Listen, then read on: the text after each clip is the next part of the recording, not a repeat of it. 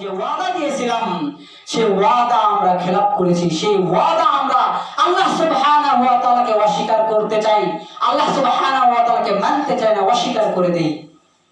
এজন্য রাসূল সাল্লাল্লাহু আলাইহি সাল্লাম একটা হাদিসের মধ্যে বলেছেন, কুল্লু মাউলিদিন আলাল্লাহিল ফিতরা। আল্লাহর নবী বলেন, প্রত্যেকটা মানুষ যখন জন্মগ্রহণ করে সবাই ইসলামের উপর জন্মগ্রহণ করে। 7 বছর পর্যন্ত প্রত্যেকটা বাচ্চা মুসলমান ধর্মের উপর থাকে, কিন্তু যখন বাচ্চা পর্যন্ত থাকে মা এবং বাবা সন্তানকে ইহুদি খ্রিস্টান বৌদ্ধ বানায় দেয়। এজন্য নবী বলেছেন, যখন তোমরা জিহাদ করবা, যখন তোমরা যুদ্ধ করবা, তোমরা মুসলিমদের, হিন্দুদের, ইহুদিদের, খ্রিস্টানদের বাচ্চাদেরকে আক্রমণ করবা না, কারণ বাচ্চারা হলো নিষ্পাপ। প্রত্যেক বাচ্চাই ইসলামের উপর জন্মগ্রহণ করে থাকে। তো আমরা আল্লাহর কাছে যে ওয়াদা দিয়ে আসছিলাম সে ওয়াদা কিন্তু আমরা পূরণ করতে পারিনি এখনো। এবার মুসলিম ইবনে ইয়াসার রাদিয়াল্লাহু আনহু থেকে একটা হাদিস বর্ণিত হয়েছে। এই হাদিসটা হলো মুসনাদে আহমদ, তিরমিজি, আবু দাউদ, নাসাই, বাংলা মিশকাত, তাকদীর অধ্যায়ের ঈমান অধ্যায়ের তাকদীর অনুচ্ছেদ, অধ্যায় নাম্বার ঈমান তাকদীর অনুচ্ছেদ হাদিস। মুসলিম ইবনে ইয়াসার রাদিয়াল্লাহু আনহু থেকে বর্ণিত, তিনি বলেন, একদা আমরা খলিফা ওমর রাদিয়াল্লাহু আনহুকে জিজ্ঞাসাবাদ করলাম সূরাতুল আরাফের 172 নম্বর আয়াত সম্পর্কে জিজ্ঞাসা করলাম। এই 172 নম্বর আয়াত বিষয়ে আল্লাহর নবী কি বলেছেন? তখন খলিফা ওমর বললেন, রাসূল সাল্লাল্লাহু আলাইহি ওয়াসাল্লাম বলেছেন, যখন আল্লাহ তাআলা আদম আলাইহিস সালাতু সাল্লামকে তৈরি করলেন, মুসলমান ভাইরা আমার, আদম আলাইহিস সালামকে আল্লাহ তৈরি করার পরে ওই যে আরাফার ময়দানে একটা জায়গা আছে, নোমান নামে একটা জায়গা আছে। আল্লাহ তাআলা ওই জায়গায় আদম আলাইহিস সালামকে বসায়, আল্লাহ তাআলা আদম আলাইহিস সালামের পৃষ্ঠদেশ থেকে, অর্থাৎ আদম আলাইহিস সালামের পৃষ্ঠদেশ থেকে আল্লাহ তাআলা হাত বলাইলেন। আল্লাহ তাআলা যখন তার ডান হাত আদমের পৃষ্ঠদেশে বলাইলেন, পিঠে যখন বলাইলেন, তখন একদল রূহ বের হয়ে আসলো, একদল আত্মা বের হয়ে আসলো। রাসূল সাল্লাল্লাহু আলাইহি সাল্লাম বলেন, আল্লাহ সুবহানাহু ওয়া তাআলা বলেন, আমি আমার এই বান্দাগুলোকে জান্নাতের জন্য তৈরি করেছি। আদমের এক পৃষ্ঠদেশ থেকে আল্লাহ তাআলা তার ডান হাত দিয়ে আল্লাহ তাআলা একদল লোককে বের করলেন, একদল রূহকে, আত্মাকে বের করলেন। তিনি বলছেন যে আমি আমার এই বান্দাগুলোকে জান্নাতের জন্য তৈরি করেছি, এই বান্দাগুলো জান্নাতি।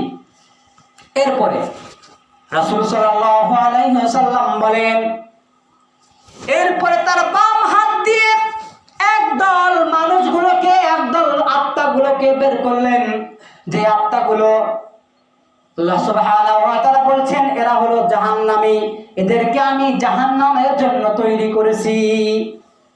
এই হাদিস যখন সাহাবীরা শুনলেন, তখন সাহাবীরা জিজ্ঞাসা করলেন, আল্লাহর নবী, মানুষ তো কে জাহান্নামে যাবে, কে জান্নাতে যাবে, এটা তো আল্লাহ ফয়সালা করে দিয়েছে, তাহলে তো আর ইবাদত বন্দেগী করার দরকার নাই, নামাজ পড়ার দরকার নাই, রোজা করার দরকার নাই, হজ করার কোনো দরকার নাই। তখন রাসূল সাল্লাল্লাহু আলাইহি ওয়াসাল্লাম বলেন, ও আমার সাহাবীরা, শুনে রাখো, জেনে রাখো যে মানুষগুলোকে আল্লাহ তাআলা জান্নাতের জন্য তৈরি করছেন, যে মানুষগুলোকে আল্লাহ জান্নাতের জন্য সৃষ্টি করেছেন, ওই মানুষের আত্মাগুলো, ওই মানুষগুলো দুনিয়াতে আসবে, দুনিয়াতে আসার পরে জান্নাতের কাজগুলো করবে।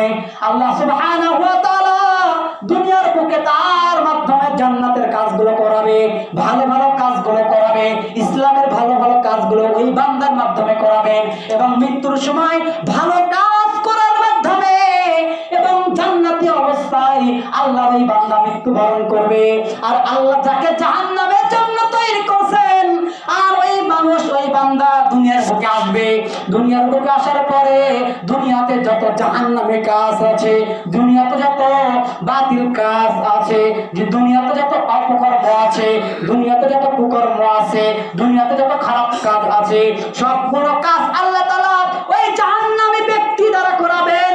জাহান্নামী ব্যক্তি দ্বারা করানোর মাধ্যমে ওই ব্যক্তি যখন মারা যাবে, মরণের সময় হবে, তার মাধ্যমে মন্দ কাজ করানোর মাধ্যমে আল্লাহ তাআলা তার মৃত্যু ঘটাবেন। আর এই মৃত্যুর মাধ্যমে তাকে জাহান্নামে পাঠিয়ে দেওয়া হবে।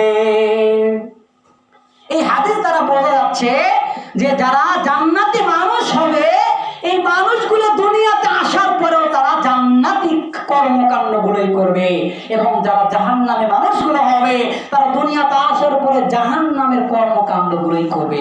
হাদিস নাসাই, আবু দাউদ, তিরমিজি, বাংলা মিশকাত।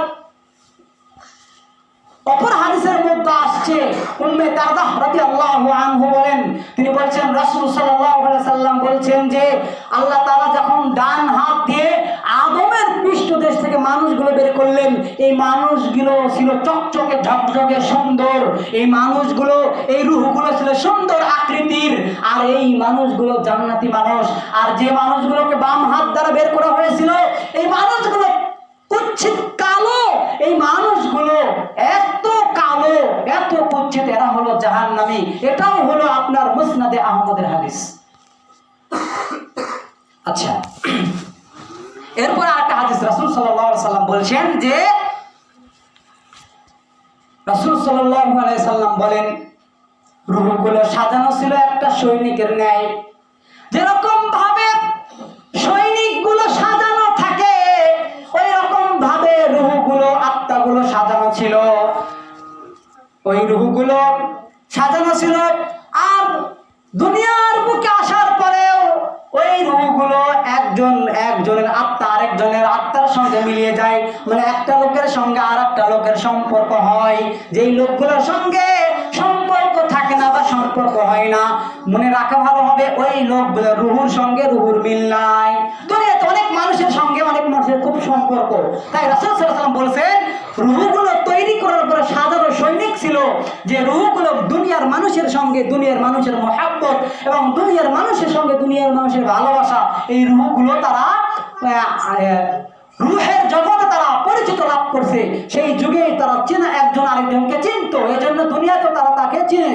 কিন্তু যে রুহুর সঙ্গে দুনিয়াতে কারো মিল হয় না, ওই রুহুগুলো অপরিচিত, তাই মিল হয় না। আর মানে বোঝা যাচ্ছে যার রুহু, মানে যার সম্পর্ক দুনিয়াতে একজন মানুষের সঙ্গে একজন মানুষের সম্পর্ক, তার মানে বুঝতে হবে ওর সম্পর্ক রুহের জগতের সম্পর্ক, এটা রুহের জগতের সম্পর্ক। তো যেটা আপনাকে আমি বোঝাতে চাচ্ছিলাম, আমরা আল্লাহ সুবহানাহু ওয়া তাআলাকে রব হিসাবে রুহের জগতে স্বীকৃতি দিলাম, স্বীকার করে আসলাম, কিন্তু দুনিয়াতে আসার পরে আমরা আল্লাহকে ভুলে গেছি, আল্লাহ সুবহানাহু ওয়া তাআলাকে মানতে চাই না। আল্লাহ সুবহানাহু ওয়া তাআলাকে বলেছিলাম যে আল্লাহ আপনি আমাদের রব, কিন্তু আজকে দুনিয়াতে আসার পরে আমরা আল্লাহকে মানতে চাই না। আল্লাহ বলছেন কোরআন কারীম সূরাতুল জারিয়াত 27 নম্বর পারা 56 নম্বর আয়াত, আল্লাহ বলেন ওয়ামা খালাকতুল জিন্না ওয়াল ইনসা ইল্লা লিয়াবুদুন।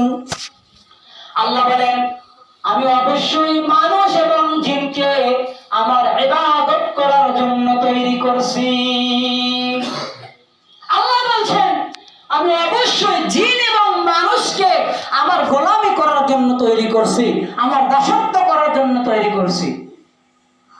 আমরা চিন্তার বিষয়, আমরা রুহের জগতে প্রত্যেকটা মানুষ আল্লাহকে ওয়াদা দিয়েছে, আল্লাহ আপনি আমাদের রব, আপনি আমাদের পালনকর্তা, আপনি আমাদের জীবনদাতা, বিধানদাতা, আপনি আমাদের হায়াতের মালিক, আপনি আমাদের মৌতের মালিক। সব আল্লাহকে স্বীকৃতি দিলাম। আর দুনিয়ার বুকে আসার পরে আমরা মানুষেরা মুনাফিকি আল্লাহর সঙ্গে ওয়াদাবদ্ধ হওয়ার পরেও আমরা আল্লাহর সঙ্গে কি মুনাফিকি করতেছি।